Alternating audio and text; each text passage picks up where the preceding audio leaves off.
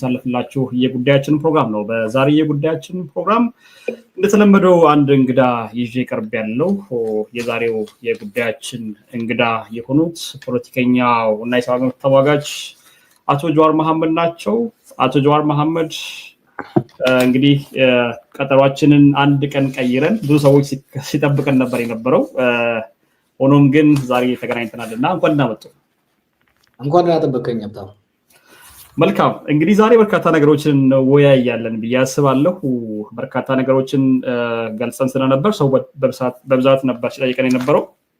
ዛሬ በምንወያይባቸው ጉዳዮች በሀገሪቱ ወቅታዊ ጉዳዮች እናነሳለን። እንዲሁም ብልጽግና ከተቋቋምኩ ወይ ደግሞ ስልጣን ከያዝኩ 7 ዓመቴ ነው ብሎ እያከበረ ነው የሚገኘው። በኢህአዴግ ውስጥ ጀምሮ ያለውን ዘመን ቆጥሮ ነው 7 ዓመቴ ነው የሚለው። በዚህ 7 ዓመት የለውጥ መንግስት ነኝ ብሎ በሚናገረው የብልጽግና ዘመናት ውስጥ ያሉትን በሰላምና ጸጥታ ጉዳዮች ላይ በኢኮኖሚ ማህበራዊና ሁሉን አቀፍ ጉዳዮች በሀገሪቱ ውስጥ እንዲሁም በዲፕሎማሲና የፖለቲካ ሁኔታን ቃኝተን በርካታ ነገሮችን እናነሳለን።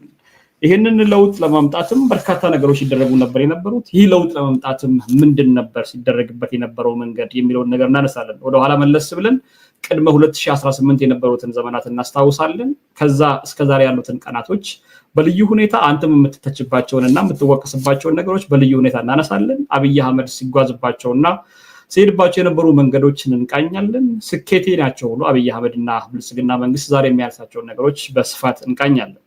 ላለፉት 7 ዓመታት ሀገሪቱ ውስጥ የነበረውን የፖለቲካ ሁኔታ በልዩ ሁኔታ እንቃኛለን። ለዚሁም እንግዲህ ፈቃደኛ ሆነ ጊዜን ሰጥተህ ስለተገኘ አመሰግናለሁ በድጋሚ። እንደ ቅድመ ጥያቄ ይሁንልኝና ጀዋር 2018 ዓመት በፊት የነበረችውን ኢትዮጵያ ይናፍቃታል ወይ ዛሬ ላይ ቆሞ? እቺን እንደ መግቢያ እንሰዳትና ከዛ እንነሳለን። እስኪ ነው አናፍቃትም። እኔ ሁሌም ወደፊት ነው መሄድ ያለብን ብዬ ነው የማስበው። የነበረው ስርዓት አስከፊ ነው።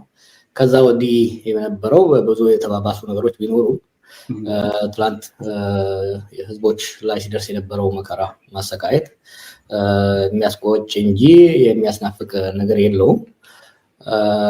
ሆኖም ግን አሁን በህዝብ ውስጥ እንዲህ አይነት ስሜት በተወሰነ ደረጃ እንዳለ እረዳለሁ። በተለይ ደግሞ የሰላም እጦት አንጻር የሰው ልጅ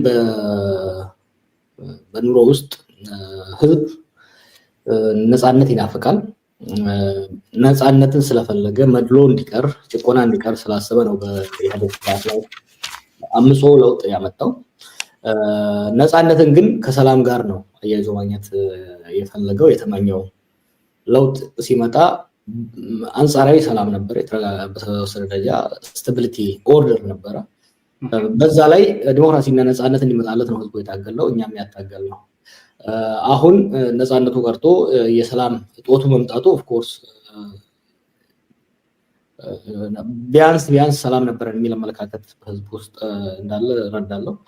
በበኩሌ ግን ወደኋላ መሄድ አይገባምም አይቻልምም።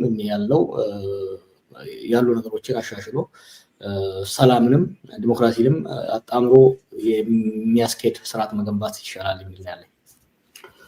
መልካም። እንግዲህ ይሄንን ነገር ያነሳሁት አንተም ለነካካው እንዳሰብከው ህዝቡ ናፍቀን ያዘመን የሚልበት ወተን መንገባበት አይናፍቀንም ነበር። ቢያንስ ወተን ለመግባት አንሰጋም ነበር። ያሉት የመልካም አስተዳደር ችግሮች፣ የኢኮኖሚ ተጠቃሚነት እና እኩል ፍትሃዊ ሆኖ ባለው ኢኮኖሚ ሁኔታ ላይ የመሳተፉ ጉዳይ እንዳለ ሆኖ ቢያንስ ዛሬ ካለችው ኢትዮጵያ የ2018 ቅድመ ሁኔታ ሁለቱን አስቀምጠን አንድ ላይ ስናነጻጽራቸው ይናፍቀናል የሚሉ በርካታ ሰዎች ስላጋጠሙኝ ነው ይሄንን ያነሳሁትና ቀጣይ ጥያቄ የሚሆነው እስኪ 2018 በፊት የነበረችዋን ኢትዮጵያና ትግል ስታስደርጉባት የነበረችዋን ኢትዮጵያ በተለይም ቄሮ ሲያደርገው የነበረውን ትግልና ያቺን የመጨረሻዎቹን በተለይ 2018 ከመግባቱ የመጨረሻዎቹን 16 17 2018 አጋማሽ ድረስ ያለውን የኢትዮጵያ ፖለቲካ ሁኔታ እንዴት ትመለከተዋለህ? እንዴት ታስታውሰዋለህ? ዛሬ ካለው ጋር ምናልባትም ብታነጻጽረውና የነበረውን ተስፋና ሲደረግ የነበረውን ትግል ተይዞ ሲጓዝበት የነበረውን መንገድ ብታነጻጽረው አጠር አድርገን ብናነሳው። ያው እንግዲህ በዛ ዘመን ውስጥ ያደገን ሰዎች ስለሆነ ዘመኑን እናውቀዋለን። በቅናዊ ነበረ፣ መድሏዊ ነበረ፣ ሙስና የተንሰራፋበት ስርዓት ነበረ። ትግሉም የተካሄደው እነዚህን ነገሮች አውጥቶ ባይነት እና ዲሞክራሲ እንዲሰፍን ነበር። ህዝቡ ከፍተኛ ተስፋ ነበረው። ያ በዚህ የዛሬ 7 ዓመት ኦልሞስት የመጀመሪያዎቹ 6 ወራት የመጀመሪያው 1 ዓመት አካባቢ ህዝባችን ከፍተኛ ተስፋ ያደረበት የለውጥ ትንፋሹም ህዝቡ የተዳረሰበት ሀገሪቷንም ከአገሪቱ ወደ ተረጋጋ ልማታዊ ዲሞክራሲያዊ ስርዓት ለማሸጋገር እድል የነበረበት ነው። ያ እድል ግን ተጨናቅፎ ዛሬ ስለ ልማትና ስለ ዲሞክራሲ ማውራት ሳይሆን ስለ የህዝቦች እና የሀገር ህልውና ጥያቄ ውስጥ የገባበት ሁኔታ ነው ያለው እና የሚያሳዝን ነው። ሆኖም ግን የድሮ ስርዓት ናፋቂ ማደርገኝ ምንድን ነው የኢህአዴግ አገዛዝ መድሏዊ ባይሆን ኖሮ አምባገነናዊ ባይሆን ኖሮ የፖለቲካ ምህዳሩን ቢከፍት ኖሮ ወደዚህ ላንገባ እንችል ነበረ። ምህዳሩ መዘጋቱ መድሏዊነቱ ነው ኢቨንቹዋሊ ለእንዲህ አይነት ነገር ለመጋለጥ እድል ከፍቷል። የግድ ኢህአዴጎች የፈጠሩ አይደለም። ኦፍ ኮርስ ከነሱ ውስጥ የወጡ ሰዎች ናቸው ይሄን የፈጠሩት። ብልጽግና ይባል እንጂ እኮ ይሄም ኢህአዴግ 2.0 ነው። ፕሮፌሰር መራን እንደሚለው ኢፒአርዲኤፍ 2.0 የሁለተኛው ዙር ኢህአዴጋዊ አገዛዝ ነው የቀጠለው። በነገራችን ላይ የቀድሞ ስርዓትና የአሁኑ ስርዓት ለማለት ምናልባት ህወሓቶች ከውስጡ ከመውጣቱ በስተቀር አሁን ያለው ስርዓት ኦልሞስት ሴም ሰዎች ናቸው። ከወረዳ ጀምሮ እስከ ፌደራል ያሉት 95% በላይ የሚሆኑ ሰዎች የዛው ስርዓቱ ለ27 ዓመታት የቆዩት ናቸው። አሁንም ላለፉት 7 ዓመታት ቀጥለው ያሉት። እናም ቀጣይነት ነው ያየነው። ነገሮች ተባብሰው ግን ሰዎቹ በዛ ነው የቀጠሉት። ጥሩ እንግዲህ አሁን ወደ 2018 ልውሰድህና 2018 ላይ ታቅዶ ታልሞ የተገባበት የሽግግር መንግስት የሚባልበት ወይ ደግሞ አሻግራቸዋለሁ ብሎ ጠቅላይ ሚኒስትሩ ጭምር ሲናገርበት የነበረ ኢህአዴግም ራሱን ቁጭ ብሎ ገምግሞ በስብሰናል እንደዚህ ሆነናል ብሎ አዲስ አመራር ወደፊት ያመጣበት ጠቅላይ ሚኒስትር ኃይለማርያም ደሳለኝ ከአቅሜ በላይ ነው ሀገሪቱን ለማስተዳደር ብለው ራሳቸውን እጅ ሰጥተው ሌላ አዲስ ጠቅላይ ሚኒስትር የተሾመበትን ሁኔታ ነው የምናስታውሰውና ምንድን ነበር በዛን ሰዓት ስጠብቅ የነበረው? ምንስ ያሳካችሁት ነገር አለ ወይ ደግሞ የተሳካ ነገር አለ? ከዛ ትግል ታቅዶ ሲኬድባቸው ከነበሩ ነገሮች ምን የተሳኩ ነገሮች አሉ? ምንድን ነበርስ ምክንያቱ የዛን ጊዜ የመጣውን ለውጥ መሬት ለማስያዝ ያልተቻለበት ሁኔታ? በመጽሐፍ ውስጥ በዲቴል እንዳስቀመጥኩት እስከ ሰመር 2017 እስከ 2017 ክረምት ድረስ በእቅድ ነበር ይሄን ያለ ነው። ጥሩ እየሄደ ነበር ያለው። ከዛ በኋላ ሲደረጉ በኢህአዴግ ውስጥም እየመጡ ያሉ ፍትጊያዎች፣ በህወሓት መካከል እየመጡ ያሉ ፍትጊያዎች መንገጫገጭን ፈጠሩ። ትልቁ ችግር የፈጠረው ግን ኦፒዲዮ አብይ ወደፊት ማምጣቱ ነው። የሽግግር አመራር ሊሆን የሚችል ተክለስብዕና ያለው ልምድ ያለው እውቀት ያለው ሀሳብ ያለው መሪ መሆን ነበረበት። በተለይ እንደ ኢትዮጵያ ውስብስብ በሆነበት ሀገር ውስጥ ሪጂም ቼንጅ የስርዓት ለውጥ ስር ነቀል ለውጥ ከማድረግ ይልቅ ጥገናዊ ለውጥ እንዲሆን ያለንበት ምክንያት አንዱ ወደ ግጭት ያመራል። ከአገሪቱ ውስጥ ካለው ኮንትራዲክሽን ፍጥጫ አንጻር በኢህአዴግ ውስጥም ሆነ ከኢህአዴግ ውጭ ካለው ፍጥጫ አንጻር ወደ ባሰ ችግር እንገባለን ከሚል ግምት ነው ወደዛ ነው። ያንን አቻችሎ ኢህአዴጎችንም እርስ በርሳቸው አቻችሎ ኢህአዴግና ተቃዋሚ ህዝብና መንግስትን አቻችሎ ሊሄድ የሚያስችል አመራር ያስፈልግ ነበር። ያም እንደዛ አመራር እንዳልኩህ ስቴትመንሺፕ ተክለስብዕና ያለው መሆን ነበረበት። ብቃት፣ ልምድ፣ ዝግጅት ያለው ሰው መሆን ነበረበት። ያ አልሆነም። ኦልሞስት ኦፖዚት በሆነ መልኩ ነው አብይ ወደፊት የመጣው። እሱ ከመጣ በኋላ መጽሐፉ እንዳስቀምጡት እኔ ቤዚካሊ አሜሪካ መጥቶ እንዳወራን አይኒ ወር ኢንትረብል ያሰብነው ያለምነው የተረጋጋ ሽግግር ሊመጣ እንደማይችል ወዲያው ነው የተረዳሁት። ይሄንንም በወቅቱ በስርዓቱ አብረው ሲሰሩ ለነበሩ ሰዎች አሳወቅኩ። ያው ነገሮች በዛ መልኩ አልሄዱም። ከፈራሁት በብዙ እጥፍ ተፈጠረ ማለት ነው። ጥሩ እንግዲህ ዛሬ የምናነሳቸው ጉዳዮች ጀዋር በልዩ ሁኔታ ሰዎች አንተ ላይ የሚያነሷቸውን ቅሬታዎችንም በጎን እናነሳለን፣ ብልጽግናንም እንገመግማለን። ላለፉት 7 ዓመታት ሲደረግ የነበሩ ነገሮች እስኪ መጀመሪያ አንተ ላይ የሚነሱ ሀሳቦችን እናንሳ።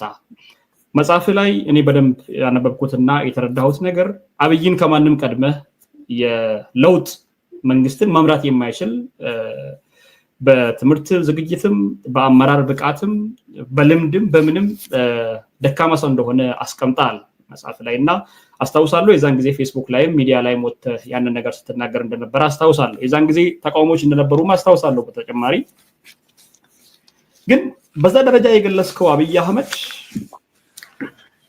ሉጋም ሰጥተኸዋል ወይ ደግሞ ይሄ በአማርኛው የማርያም መንገድ የሚባለውን ነገር ሰጥተኸዋል እንዲሄድ ያንን ለማድረግህም ትግሉ በድል ተጠናቋል ብለህ መናገርህ ለአብይ ፍሪ የፈለገውን ያህል እንዲሄድ አድርገዋል።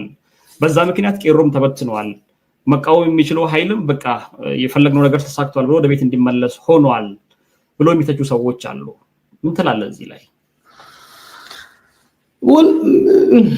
ለትችቱ ፌር ነው አይደለም የሚለው እንግዲህ ለአንተ አይነት ጋዜጠኞች መተው ነው።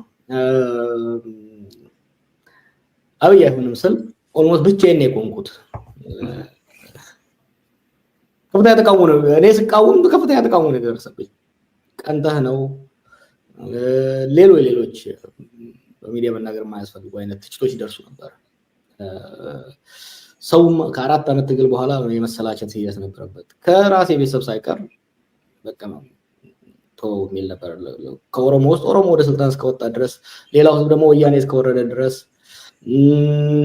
ሌላው ደግሞ አይ ጀዋር የሚቃወመው ይሄ ሰውዬ ኢትዮጵያዊነት ስለሚያቀነቅን ነው። የተለያየ አይነት ተቃውሞ ሲደርስብኝ ነበረ እና ሀብታሙ ሆቴል ድሩስ ስታሰዳሁት ይማይሰል ፎር ፈርስት ታይም ምናልባት እኔ እየተናገርኩ ያለው ነገር ስላልታያቸው ነው ወይስ ሜቢ አም ሮንግ የሚል ትሩዝ ገባው። ሰዎች ከኢትዮጵያ ተነስተው እስከ አሜሪካ ድረስ መጥተው አሜሪካ አካባቢ ያሉ ሽማግሌዎች አሁን የፖለቲካ አመራሮች ጭምር ቤዚካሊ ያስቀምጡኝ አልቻሉ። ሶ አይ ሴድ ኦኬ ምንድን ነው ያለው አማራጭ? ሜቢ አም ሮንግ ኦኬ ሌትስ ትራይ ወደሚለው ነው የገባሁት። ከዛ በኋላ ዝም ስል ደግሞ ለምን ዝም ስላለህ ደግፍ፣ ይሄን ሽግግር ተረባረቡና ከዳዳ ደርሱት ደግፈው እርዳው የሚል ጫና መጣ። አይ ሴድ ኦኬ ሌት ሚ ትራይ ክሪቲካል ሰፖርት በሂሳዊ ድጋፍ በማድረግ ልሞክር የሚል ወሰንኩ። ወደ ሀገር ቤት ገባሁ። መጀመሪያው 1 ዓመት የዛ ላይ ስሞክር ነበር። የመጽሐፉ መጨረሻ ላይ እንዳስቀመጥኩት ወደኋላ መለስ ብዬ ሳይ was there really anything we could have done? ምን ማድረግ ይቻል ነበረ? ኦኬ ይሄ አይሆንም ስል ይሆናል አሉ። ደግፉትና ደጋግፋቸው ሽግግሩ ይሳካ ተባለ። ሄድን፣ እሱም አልተቻለም። ያን ስንሞክር ግን ሁለት ነገር ይዘን መሄድ አንችልም ነበር። ወይ በተቃውሞ መቀጠል ነበረብን ወይ መደገፍ ነበረብን። በተቃውሞ እንዳንቀጥል ተቃውሞ ይቆም ተባለ። ይሄ ከኦሮሞ ማዕከል የሰው ኦሮሞ ነው፣ ምንም ቢሆን የኦሮሞ መሪ ነው፣ የመጀመሪያው ኦሮሞ መሪ እንዴት ተቃውማላችሁ? ለምን ታደናቅፋላችሁ? ምን መጣ። ከሌላው ወገን ደግሞ ይሄ ሰው ብሔርተኝነት ስለሌለው ነው፣ ኢትዮጵያዊነት ስለሚያቀነቅን ነው የሚል ትችት መጣ። then we the race history ግን አየህ እኔ አንድ ነገር አደርጋለሁ ካል በልብ ሙሉ ነው ማድረግ ፈልገውና ኦኬ ክሪቲካል ሰፖርት እንስጣው። ክሪቲካል ሰፖርት እንሰጥ ከሆነ ግን ለወጣቱ ሌላ ነገር ለራሴ ሌላ ነገር እያልኩ መሄድ አልችልም ነበር። መሆን ያለበት ኦኬ ክሪቲካል ሰፖርት ማለት ሀገር እንዲረጋጋ የሽግግር ስራ በአብዛኛው በህዝብ ሳይሆን በፖለቲካ ኤሊት ነው የሚሰራው። የተቃውሞ ስራ በህዝብ ይሰራል፣ በስትሪት ይሰራል፣ በወጣቶች ይሰራል። የማሸጋገር ስራ ግን የፖለቲካ ኤሊት ፓክት ጉዳይ ነው። የፖለቲካ ልሂቃኑ ድርድር፣ ንግግርና ውይይት ነው። የፖለቲካ ልሂቃኑ ወደኋላ ሄደህ ብታይ ያኔ ጽሑፍና ስናገር የነበረው የፖለቲካ ልሂቃኑ ተደራድረው ተነጋግረው የጋራ ሮድማፕን ዲቨሎፕ እንዲያደርጉ ከተፈለገ ፋታ ሊሰጣቸው ይገባል።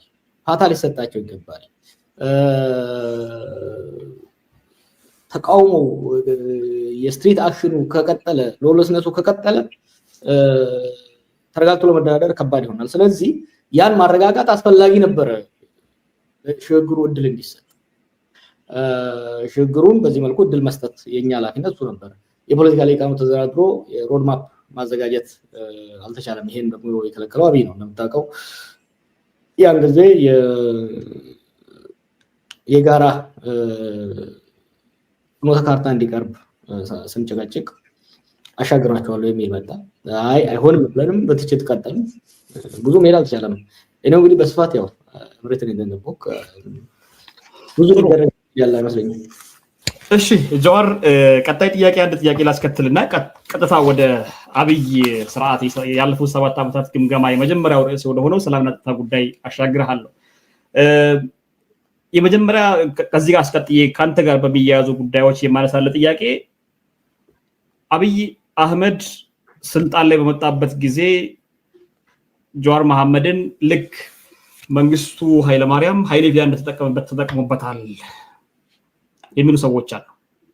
ጀዋር የፖለቲካል ሳይንስ ተመራማሪ እና በዛም ብዙ ርቀት ሄዶ ያየ ነው። ዓለም አቀፍ ላይ በርካታ ነገሮችን ሰርቷል። ግን ኢትዮጵያ ውስጥ የመጡትን የፖለቲካዊ ለውጦችንና አብዮቶችን ጭምር አብዮቱን ያመጡ ሰዎችን የበሉ አብዮቶችን ጭምር አላወቅም ወይንስ አውቆ ነው እዛ ደረጃ የሄደው?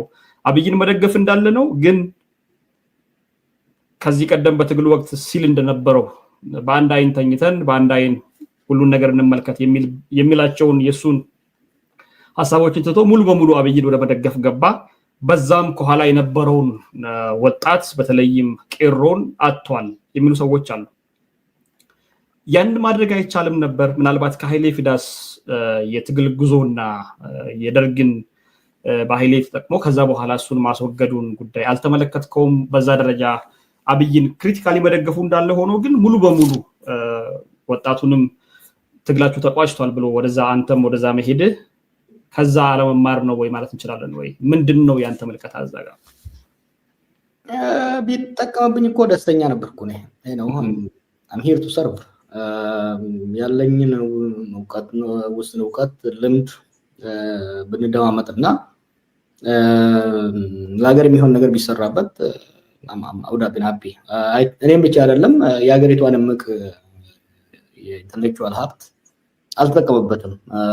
ብዙ ልምድ አለ እንዳልከው ኢትዮጵያ ውስጥ ሶስተኛው ለውጥ ነው አትሊስት በዘመናዊ ኢትዮጵያ ውስጥ እና ከዛ የካበተ ብዙ ምሁራኖች ብዙ እውቀት ያላቸው እነዛ ባለፈው ለውጥ በተለይ 74 የ91 ለውጥ ላይ የነበሩት ብዙ ምሁራኖች እኔ ብቻ እኮ አይደለም ያው እኔ ቪዚብል ስለሆንኩ እንጂ ከሁሉም ማህበረሰብ ልምድ ያላቸው ይሄንን ልምድ ለማጋራት አገር ቤት ውስጥ ያሉትም ውጭ ያሉትም ተሰብስቦ እኮ ነው የገባው። ማን ነው ውጭ የቀረው?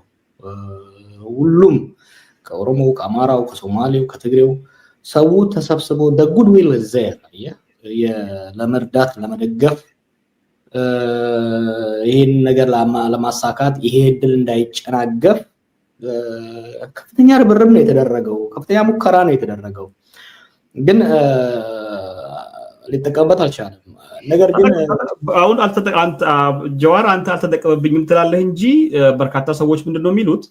አዎ አንተ በምትለው ያንተን እውቀት ወስዶ ልክ ደርግ ሶሻሊዝምን ለማስረጽ ኃይሌ ፊዳን እውቀት እንደተጠቀመው ሁሉ ያንተን ወስዶ አልተጠቀመም እንጂ ክሪቲካል መንግስትን የሚቃወሙ ክሪቲካል ፓወር የነበረውን ጀዋር ወንድሜ ነው ብሎ አንተንም አቅፎ አንተም ወንድማችን ነው ብለህ ስለሄድክ ያንን ፓወር ለመምታት ተጠቅሞበታል። አብይ ከዛ በኋላ የሚፈልገውን ነገር አድርጓል የሚሉ ሰዎች አሉ። No, I think ብዙ አንዳንዴ ታሪክ እኮ አይደለም ያው this thing happened yesterday የኔና የአብይ ቴንሽን እኮ የታወቀ ነበር ከday zero ጀምሮ የታወቀ ነበር የኔ አቋምም የሱ አቋምም it was very clear ለህዝብ ኢንፋክት የነበረው ጫና ቅድም እንዳልኩ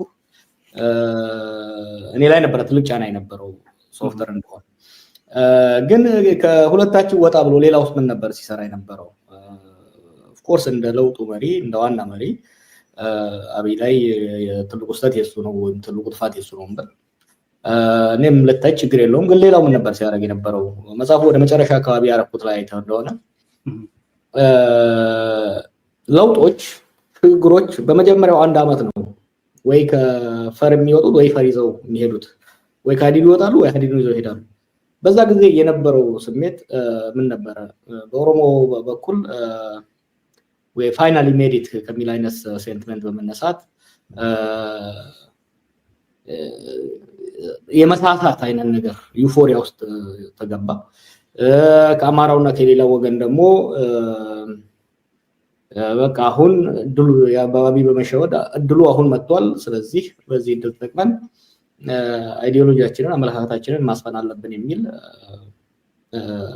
ስሜት መጣ የትግራይ ሌቃን ደግሞ ከለውጡ ከመጣው ሾክ በመነሳት ኢንሴኩሪቲስ በመግባት ወደ መቀሌ መሸገ ይሄ እንዲሁም ሌሎች አንድ ላይ ይሄ ክሪቲካል ማስ አንድ ላይ መጥቶ ጫና መፍጠር ይችል ነበር ኢኔቪታብሊ ያለውጥ ከመጣ በኋላ እኛ በስኔል በነበረው አቅም መሄድ ከባድ ነበር እንዳልኩ ከፍተኛ ጫና ነው በሌላ ሲካሄድ የነበረው ፊገር ሄድ በሌላ ትልቅ ጫና ነበር የነበረውና ሌላውም ግን ሊደማመጥ አልቻለም ወደ የነበረው ዩፎሪያው ሁሉም በየፊናው የመሮጥ ሽግግሮች ምን ያመጣሉ በተለይ ደግሞ በመልቲ ኤትኒክ በሆነ ሀገር ውስጥ ሁለት ነገሮችን አንዴ ያመጣል ፕሉራላይዜሽን ኦፍ አይዲያስ ፖላራይዜሽን ኦፍ ሶሳይቲ የሐሳብ መስፋፋት ታፍነው የነበሩ ሐሳቦች ይወጡና የሐሳብ ክፍፍል ይፈጥራሉ at the same time ደግሞ አንድ ላይ ታፍኖ የነበረውን ህዝብ ፈታ ስለሚያደርግ የህዝብ ክፍፍልን ይመጣል pluralization of ideas and polarization of society ይፈጥራል ይሄ ሁለቱ ነገር ሽግሩን ተደማምጠ በጽሞና እንዳትሄድ ሚዲያውም ኃላፊነቱን በአግባቡ እንዳይወጣ ምሁሩም ኃላፊነቱን በአግባቡ እንዳይወጣ ይፈጥራሉ እና በኢትዮጵያ ያኔ የተፈጠረው ይሄ ነው አሁንም እኮ ያልኩ ያለው ታታው መሰለ ስለ ቀድሞ ብዙ ቁጥ ብለን አይሌፊዳንም ሆነ መለስንም ከሌንም እየተጨመረ ይችላል ትልቁ ነገር እንዳይደገም ምን እናድርግ ነው የመጽሐፉን የጻፍኩበት ምክንያት እኔ የራሴ ሪከርድ ዲክሽን ለማድረግ ምናምን አይደለም የሚቀጥለው ላይ ስተት እንዳይፈጠር የዛ ጊዜ በተለይ የሶስቱ ማህበረሰብ ልሂቃን መደማመጥ ቢችሉ አንዳንድ አጀንዳዎችን ለነገ ለማሳደር ቢስማሙና ቢደማመጡ ኖሮ ብዙ ማድረግ ይቻል ነበር በነገራችን ላይ ይሄን ነገር ከፖለቲካ ሊቃኑ የበለጠ የዛ ጊዜ ወታደሮች በጣም ይረዱት ነበር I think አንድ ጊዜ ከጀነራል ሳራ ጋር ሌላ ጊዜ ደግሞ ደህንነት ኃላፊ ከነበረው ከጀነራል አደም መሐመድ ጋር ስንወያይ አንዱ ያነሱት ነገር ለምንድን ነው ሰብሰብ ብላችሁ የፖለቲካ ሐሳብ በማመንጨት አገዛዝ ላይ ያሉትንም ሰዎች ወደ መስመር ማትመልሱ ወደ ከመስመር እንዳይወጡ ማትከለክሉት ብለው ሐሳብ ያቀርቡ ነበር ወታደሮቹ የፖለቲካ ሊቃኑ ግን አብዛኛው ከሀገር ወጥቶ ለረጅም ጊዜ ስለቆየ ሀገር አዲስ ነበር ለኢንቫይሮ ወጥቶ አዲስ ነበር ስርዓቱ ደግሞ ነባር የነበሩትን አንድ ፕሮባብሊ ተሸውደናል የማስበው በኢህአዴግ ውስጥ ነባር የነበሩትን እኛንም ተጠቅመው በራሳቸው አስወግዷቸው ፐርጅ ተደረጉ ከህዋት ብቻ ሳይሆን ከኦዴድም ከባዴንም ነባርና ኤክስፒሪየንስ የሆኑ ሰዎች ፐርጅ ተደረጉ so there was so many moving parts እና I think ወደፊት በመናረጋው ነገር ላይ ምንድነው መማር ያለብን ምንድነው ማሻሻል ያለብን ለውጥ ይዞት የሚመጣውን ዩፎሪያ ሚርቃናውን ለውጥ የሚያመጣውን የለውጥ ጊዜያዊ ስካር በምን መልኩ ነው ኮንቴይን አድርገን ተቋቁመን የሚቀጣይ የሚመጣው ለውጥ ለሀገር ግንባታ ለዲሞክራሲ ግንባታ ለእርቅና ሰላም እንዲረዳ ማድረግ የምንችለው ምንድነው የሚለው ላይ መወያየቱ ይሻላል። የኔም ጽሁፍ አላማው የሚቀጥለው እድል መቼም ያለፈው ነው። ቅድም ድሮ ይናፍቃል ብትላልከኝ እኮ ስመልስልህ ቢናፍቀኝም ትላንት መመለስ አይቻልም።